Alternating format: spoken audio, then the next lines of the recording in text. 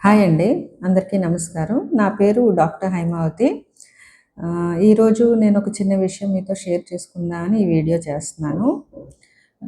నేను ఫార్మసీలో పీహెచ్‌డీ చేశాననమాట. Doctorate in pharmacy. మొన్న రీసెంట్‌గా బస్‌లో ట్రావెల్ చేస్తున్నప్పుడు నాతో పాటు ఒక ఎంబీబీఎస్ డాక్టర్ కూడా ట్రావెల్ చేశారు. అప్పుడు ఆవిడని నేను అడిగితే ఆవిడ ఎంబీబీఎస్ డాక్టర్‌గా ప్రాక్టీస్ చేస్తున్నానన్నారు. మీరేం చేశారు అని నన్నడిగితే, నేను ఫార్మసీలో పీహెచ్‌డీ చేశానండి అని చెప్పాను. చెప్తే ఆవిడ, అమ్మో! ఫార్మసీయా? ఫార్మసీలో మీరు పీహెచ్‌డీ చేశారా? ఫార్మసీ చాలా కష్టమైన సబ్జెక్ట్ కదా! అందులో కెమిస్ట్రీ అవన్నీ ఉంటాయి. ఫార్మసీ మా ఎంబీబీఎస్ కన్నా చాలా కష్టమైన సబ్జెక్టు అని అన్నారు. ఆ మాట అనేసరికి నాకు చాలా హ్యాపీగా, ప్రౌడ్‌గా అనిపిచ్చింది. సో, ఇప్పుడు నేను ఫార్మసీ అంటే కొంచెం నాకే కాదు, సొసైటీలో ఎక్కడ చూసినా ఫార్మసీకి అంత ఇంపార్టెన్స్ లేదు. ఫార్మస్యూటికల్ సైన్సెస్ అనే కోర్స్ ఉన్నా కూడా ఫార్మసీ అంటే అందరూ డాక్టర్ పక్కన ఉండే కాంపౌండర్‌గానే చూస్తారు. ఇప్పటికి కూడా అవేర్‌నెస్ అనేది రావట్లేదు సొసైటీలో. సొసైటీలో ఫస్ట్ అవేర్‌నెస్ రావాలి. పేరెంట్స్‌కి తెలియాలి ఫార్మసీ అంటే ఏంటి అనేది. సో, ఫార్మసీ అనేది జస్ట్ ఈ కోర్స్‌లో ఓన్లీ మెడికల్ షాప్ పెట్టుకొని మందుల్ని డిస్పెన్స్ చేయడం ఒక్కటే కాదండి. అంటే డాక్టర్ ఇచ్చిన ప్రిస్క్రిప్షన్‌కి మందులు డిస్పెన్స్ చేస్తారని అందరూ అనుకుంటారు. కానీ అది కాదు. దానికన్నా ఈ ఫార్మసీలో చాలా సబ్జెక్ట్స్ ఉన్నాయి. చాలా ఫీల్డ్స్ ఉన్నాయి. లైక్ ఫార్మసిస్ట్‌కి వాళ్ళు చదివే డ్యూరేషన్‌లో ఆ 4 సంవత్సరాల్లో ఎన్నో సబ్జెక్టులు నేర్చుకోవాల్సి ఉంటుంది. ప్రతి సబ్జెక్ట్ ఏంటంటే బేసిక్స్ నుంచి అడ్వాన్స్డ్ కాన్సెప్ట్స్ వరకి ఉంటాయి.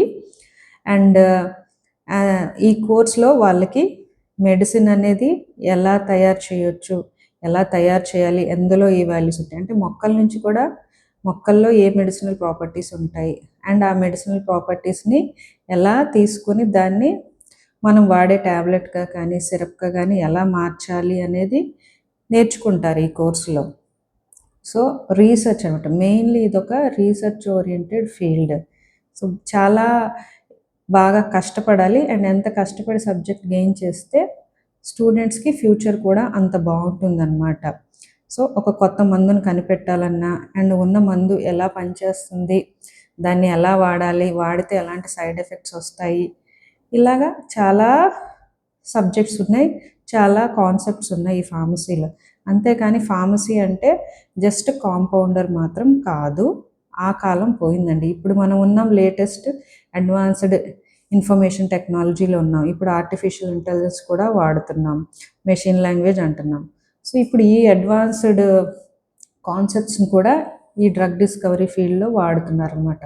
సో, ఫార్మసీ చేస్తే ఫ్యూచర్‌లో ఎంఫార్మ్ చేయొచ్చు, పీహెచ్‌డీ చేయొచ్చు, లేదా ఫార్మా-డీ కూడా చేయొచ్చు. అండ్ ఈ కోర్సులు చేసి ఇండస్ట్రీకి వెళ్ళొచ్చు.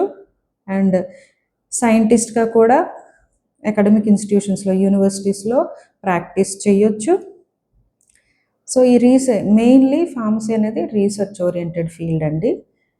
సో, ఒక కొత్త మందు ఎలా కనిపెట్టాలి, ఏ సోర్సెస్ నుంచి ఎలా ఐడెంటిఫై చేయాలి, ఎలా కనుగొనాలి. సో, బేసికలీ ఫార్మసిస్ట్ అంటే సైంటిస్ట్ అంతే. అంతేగాని కాంపౌండర్ కాదు. సో, పేరెంట్స్ అయినా, స్టూడెంట్స్ అయినా ఎవరైతే ఈ ఫీల్డ్‌లో ఉన్నారో అందరికీ నేను చెప్పేది ఇదే. సో, ఫార్మసీని తక్కువగా చూడకండి. Pharmacy is a very, very important field. ఇది సొసైటీకి, స్టూడెంట్స్‌కి, ఎవ్రీవన్ అందరికీ చాలా ఉపయోగపడే ఫీల్డ్. ఇండియాలో కన్నా అబ్రాడ్‌లో దీనికి ఇంకా బాగా ఆపర్చునిటీస్ ఉన్నాయి. అలాగని చెప్పి అందరూ అబ్రాడ్‌కే వెళ్ళిపోతే ఇండియాలో ఎలా అవుతుంది? సో, ఇండియాలో కూడా మనం డెవలప్ చేయాలి. ఇండియన్ రిసోర్సెస్‌ని ఇంప్రూవ్ చేయాలి. సో, ఇక్కడ నేర్చుకొని ఇక్కడే ప్రాక్టీస్ చేసి దీనికోసం సపోర్ట్ చేసి దీనికోసం కృషి చేస్తే ఇండియాలోనే ఈ ఫీల్డ్‌ని బాగా డెవలప్ చేశారు అనుకోండి. అప్పుడు బయటికెళ్ళకుండా ఇండియాలోనే ప్రాక్టీస్ చేయడానికి అందరూ ఇంట్రెస్ట్ చూపిస్తారు. సో, ఎవరు ఈ కోర్స్‌ని తక్కువగా చూడకూడదు అన్నదే నా మనవి.